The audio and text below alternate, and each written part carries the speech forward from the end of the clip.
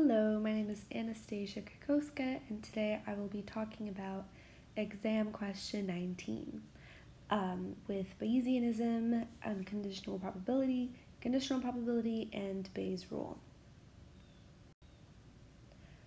So to start, I'm going to talk about Bayesianism and its significance in cognitive science. Bayesianism is a framework that focuses on beliefs and doubts.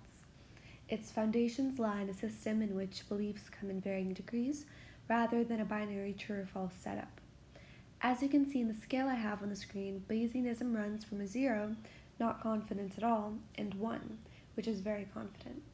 0.5 sits right in the middle and is considered perfect ignorance. The three key ideas here are that basically Bayesianism is a statistical inference that assigns numerical probabilities to a given situation, and it is based on an individual's expectations that are then based on personal beliefs. It additionally applies probability calculus. So probability has many definitions. It can mean frequency of occurrence within a set.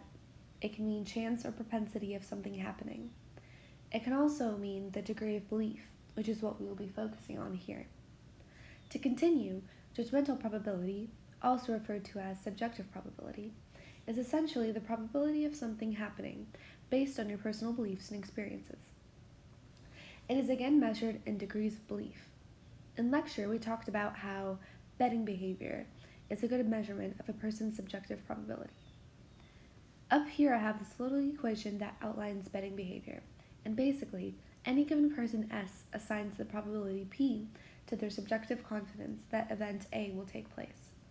There's also this thing called the Dutch book phenomenon that we talked about in class, which is where in betting, a quote-unquote Dutch bookie will set the odds to have a probability greater than 1, and then will make money from this person no matter who wins. It's kind of like a scam.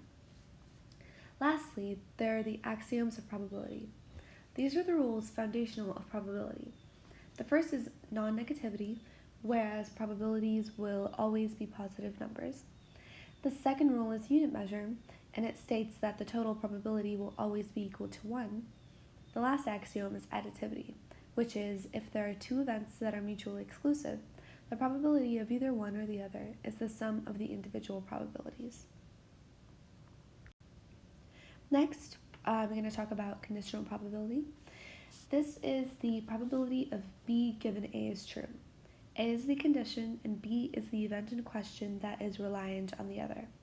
Essentially, in conditional probability, the probability of B changes relative to what is happening to A.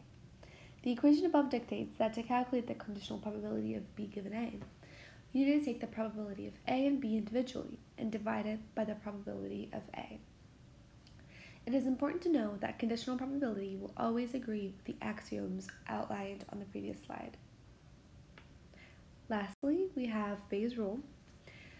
This rule is basically used when trying to figure out whether to accept or reject a hypothesis.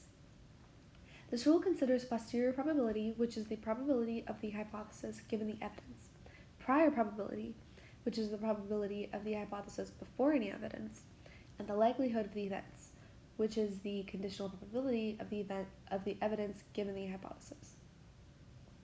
This rule comes up a lot in analysis of medical tests. For example, if you test positive for a disease, you have the hypothesis that you have the disease, you have the evidence of a positive test, and the known accuracy of the test.